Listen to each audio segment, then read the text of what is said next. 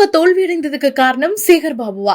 அவர் மீது நடவடிக்கை எடுக்க ஸ்டாலின் தயங்குகிறாரு அப்படிங்கிற மாதிரியான செய்திகள் இப்போ அரசியல் வட்டாரங்கள்ல பகிரப்படுது. சமீபத்துல நடந்து முடிந்த தேர்தல்ல சென்னையில திமுக சந்தித்த எதிர்பாராத பின்னடைவு, குறிப்பா கட்சியோட தலைவர் மு.க. ஸ்டாலின் போட்டியிட்ட கொளத்தூர் தொகுதியிலே ஏற்பட்ட தோல்வி அந்த கட்சிக்குள்ள பெரும் அதிர்ச்சியை ஏற்படுத்தியிருக்கு. இது குறித்து ஆராய அமைக்கப்பட்ட 36 பேர் கொண்ட கள ஆய்வுக்குழு 1 மாத கால தீவிர விசாரணைக்கு பிறகு தன்னுடைய ரகசிய இறுதி அறிக்கையை மு.க. ஸ்டாலின் கிட்ட சமர்ப்பிச்சிருக்கு. கட்சி வட்டாரங்களின்படி இந்த ரகசிய அறிக்கை சென்னை கிழக்கு மாவட்ட திமுக செயலாளரும் முன்னாள் அமைச்சருமான பி.கே. சேகர் பாபுவுடைய செயல்பாடுகள் மீது முதன்மையா குற்றம் சாட்டப்படுது. உழைத்த உண்மையான நிர்வாகிகளை ஒதுக்கிவிட்டு தன்னுடைய ஆதரவாளர்களுக்கு மட்டுமே கட்சி பதவிகளையும் அறநிலையத்துறை மூலமா கோவில் அறங்காவலர் குழு பதவிகளையும் சேகர் பாபு வழங்கியதா கூறப்படுது. இதனால அதிருப்தியடைந்த அடிமட்ட தொண்டர்கள் தேர்தல் பணியில சுணக்கம் காட்டியிருக்காங்க. கொளத்தூர் பகுதியில தமிழக வெற்றி கழகம் வேட்பாளர் வி.எஸ். பாபுவோட பலத்தையும்